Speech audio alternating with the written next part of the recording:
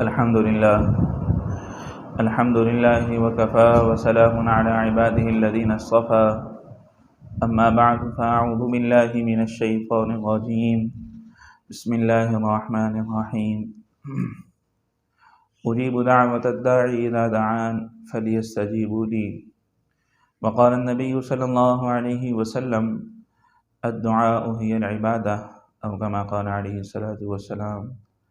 وقال عليه السلام في مقام آخر الدعاء مخ العبادة أو كما قال عليه الصلاة والسلام۔ سامعین محترم، اللہ تعالیٰ نے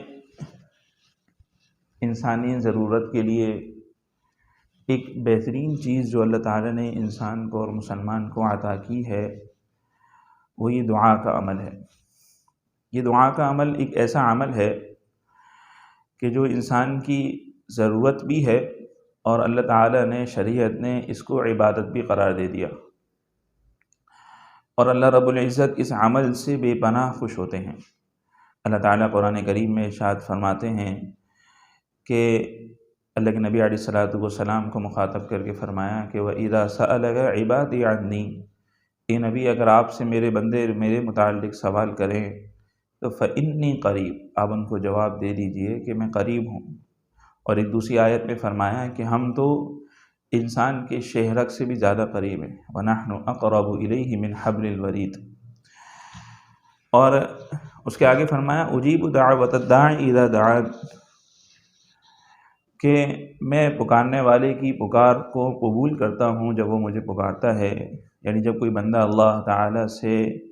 اپنی کوئی ضرورت مانگتا ہے یا کسی بھی چیز کے متعلق سوال کرتا ہے،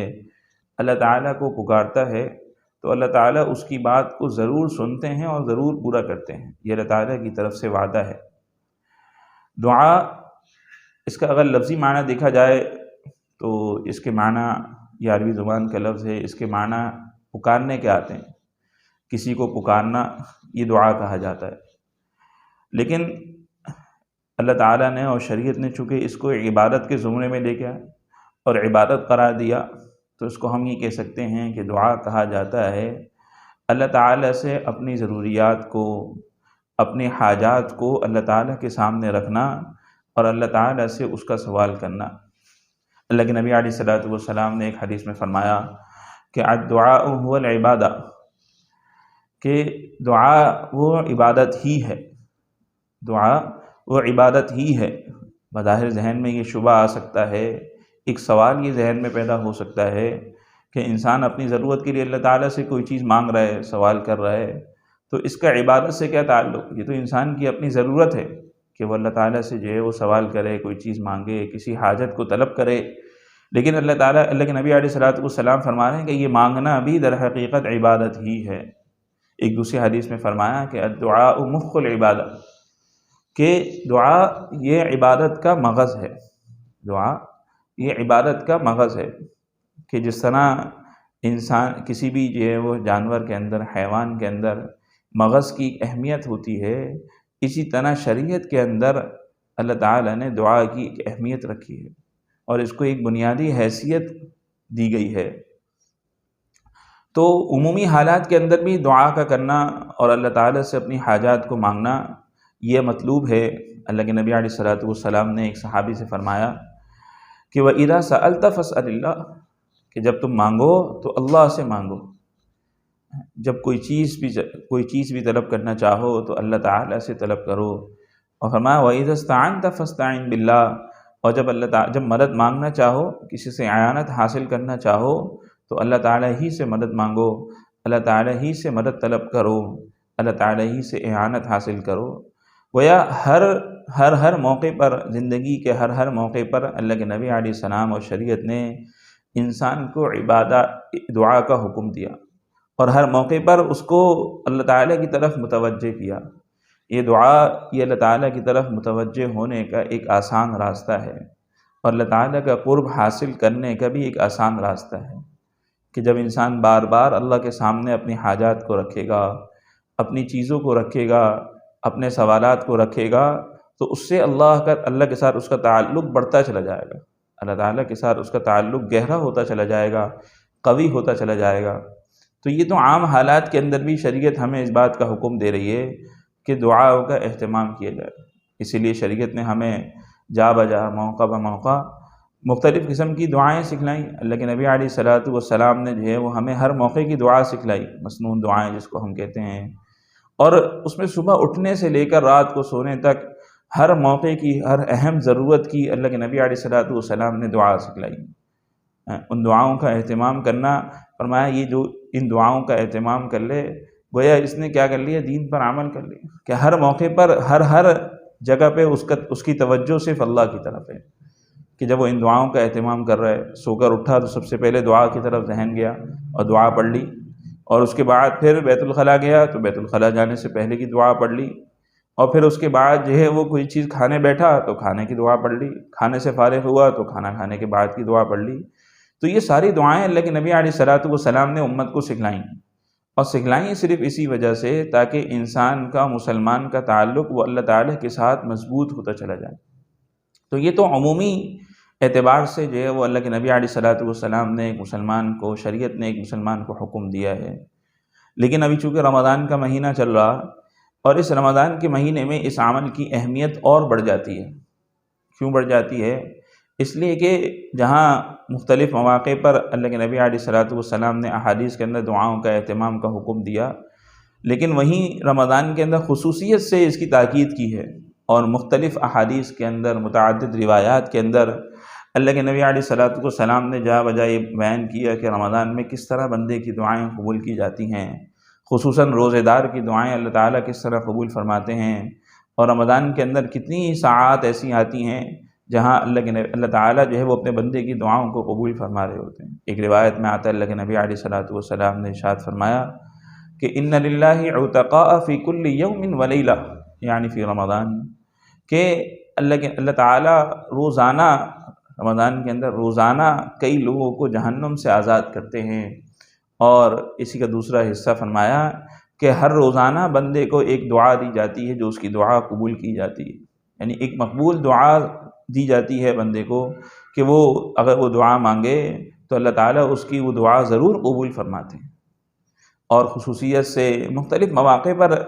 اللہ کے نبی علیہ الصلوۃ والسلام نے رمضان کے اندر دعا مانگنے کی تاکید فرمائی ہے۔ ایک جگہ ارشاد فرمایا اللہ کے نبی علیہ الصلوۃ والسلام نے کہ 3 لوگ ایسے ہیں جن کی دعائیں رد نہیں کی جاتی، ثلاثۃ لا ترد دعوتہم، فرمایا کہ 3 لوگ ایسے ہیں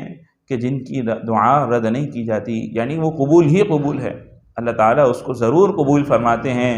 ان میں سے ایک موقع جس کو اللہ کے نبی علیہ الصلوۃ والسلام نے بیان فرمایا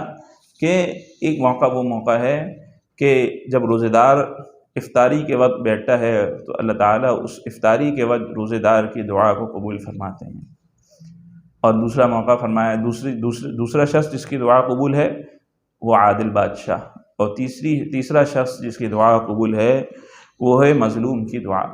تو ان 3 میں سے ایک موقع وہ فرمایا، ایک شخص وہ بیان فرمایا، وہ روزے دار کہ جو افطاری کے وقت اللہ تعالیٰ سے اپنی ضروریات کو مانگے اور اللہ تعالیٰ سے دعا کرے۔ لیکن آج افسوس یہ ہے کہ ہمارا حال یہ ہے کہ ہم افطاری کے وقت جو ہے وہ دیگر لوازمات کی طرف تو متوجہ ہوتے ہیں، دیگر چیزوں کی طرف تو متوجہ ہوتے ہیں، اس انتہائی اہم عمل سے ہماری غفلت ہو جاتی ہے، اور ہم غفلت برتتے ہیں اور اس کی طرف توجہ نہیں کرتے۔ اور بعض اوقات تو غفلت اتنی زیادہ بڑھ جاتی ہے کہ افطاری کے وقت کی جو دعا ہے، جو اللہ کے نبی علیہ الصلوۃ والسلام نے مخصوص دعا افطاری کے وقت کی سکھلائی ہے، وہ بھی یاد نہیں رہتی۔ کم سے کم اتنا تو انسان کو اہتمام رہے، ہمیں اہتمام رہے کہ افطاری کے وقت کی جو دعا اللہ کے نبی علیہ الصلوۃ والسلام نے سکھلائی ہے، کم سے کم اس دعا کا اہتمام تو ضرور ہو۔ تو رمضان کے اندر اللہ کے نبی علیہ الصلوۃ والسلام نے جا بجا مختلف مواقع پر یہ فرمایا کہ اس دعائیں انسان کی قبول کی جاتی ہیں۔ متعدد احادیث کے اندر اللہ کے نبی علیہ الصلوۃ والسلام نے یہی مضمون ارشاد فرمایا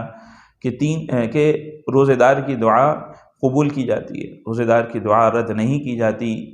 اور اس لیے کہ روزہ اس کی اپنی ایک فضیلت ہے۔ اللہ تعالیٰ قرآن کریم، اللہ تعالیٰ نے ارشاد فرمایا، حدیث قدسی ہے کہ روزہ میرے لیے ہے اور میں ہی اس کا اجر ہوں۔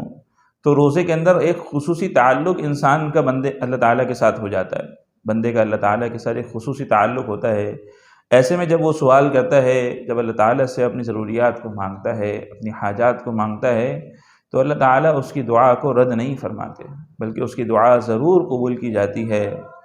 تو اس لیے خصوصیت سے روزے کی حالت میں افطاری کے وقت، سحری کے وقت اپنی دعاؤں کو اللہ تعالیٰ سے اپنے لیے، اپنی امت کے لیے، اپنے گھر والوں کے لیے، اس امت مسلمہ کے لیے خصوصی طور پر اللہ تعالیٰ سے دعائیں کرنا، اور اپنی اور ساری امت کی ضروریات کو مانگنا اور حاجات کو مانگنا، اس کا اہتمام کرنا۔ رات کے اندر، رمضان کی راتیں یہ بڑی قیمتی راتیں ہیں۔ ان راتوں کے اندر اللہ تعالیٰ جو ہے وہ اعلان فرما رہے ہوتے ہیں کہ ہے کوئی بخشش طلب کرنے والا جس کو ہم بخشش دیں، ہے کوئی رزق چاہنے والا کہ جس کو رزق عطا کیا جائے۔ یہ اللہ تعالیٰ کی طرف سے اعلانات کیے جا رہے ہوتے ہیں، اور انسان جو ہے وہ غفلت کے اندر ہے، یا تو بازاروں کے اندر جو ہے وہ اپنی رمضان کی ان قیمتی راتوں کو برباد کر رہا ہے، یا غفلت کی نیند سویا ہوا ہے۔ تو اس بات کے لیے خصوصی اہتمام کرنا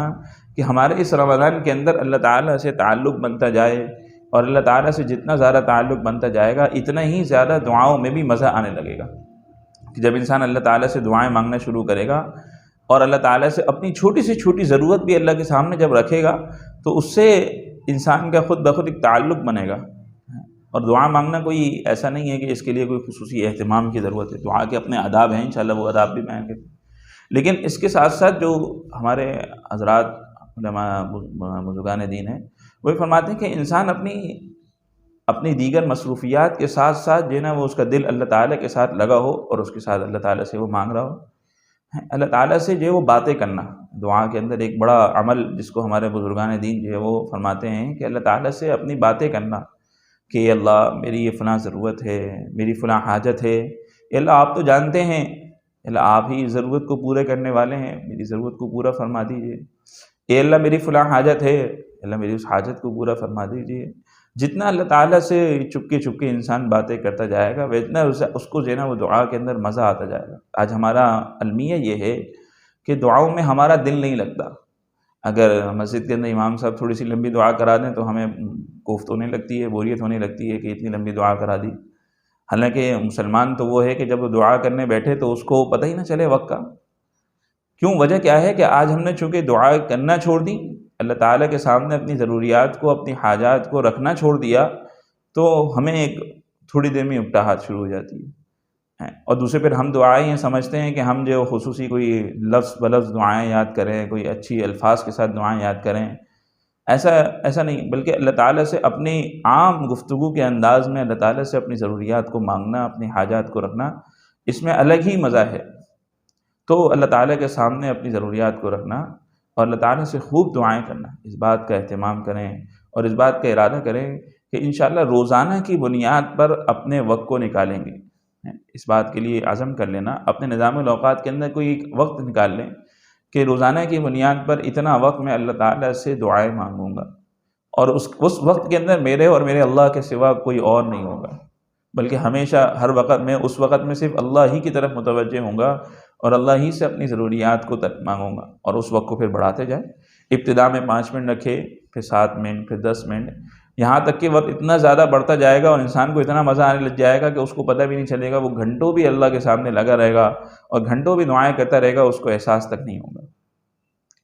تو اللہ تعالیٰ سے جو ہے خوب دعائیں کرنا۔ اچھا، اب یہاں ایک چیز جو